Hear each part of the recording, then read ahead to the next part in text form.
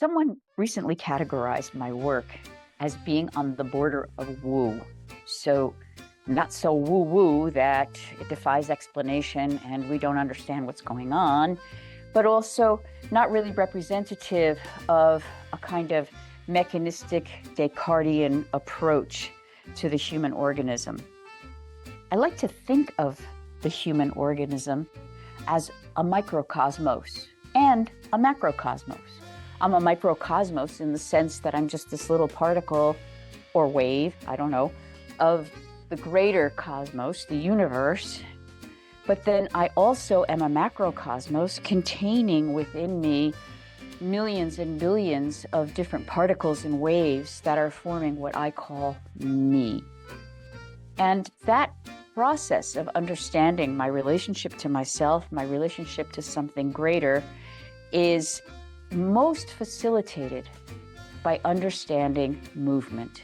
Because after all, movement is life, and how I move is how I move through life. So if I'm moving as, a block, or if I'm moving as a wave, or I'm moving as a particle, these are all different ways that I manifest my dreams, my ideas, my possibilities.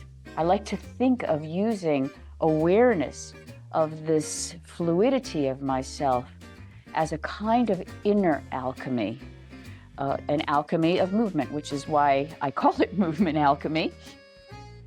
And it affects every single thing that I do. So when I think about myself and how I move myself, allowing myself to feel, yielding to gravity, the structure of my bones, the way everything flows, the possibility of reversibility in anything that I choose to do in my life, I start to see that if I can improve my awareness of my movement, I can also improve the quality of my life. And that's why I'd like to invite you to join me in Paris for a macrocosmic, microcosmic adventure in movement alchemy. And I think it's absolutely appropriate that it's in Paris because, Paris is called sometimes the city of Isis. And she was, let's face it, one of the first alchemists, if you think about this idea that she could take all the scattered pieces of her brother and put them back together again. Isn't that what we're always trying to do? Take our scattered pieces and bring ourselves back together.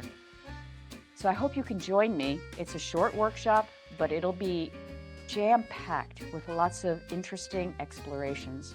October 19th and 20th. You can get the information to register right below.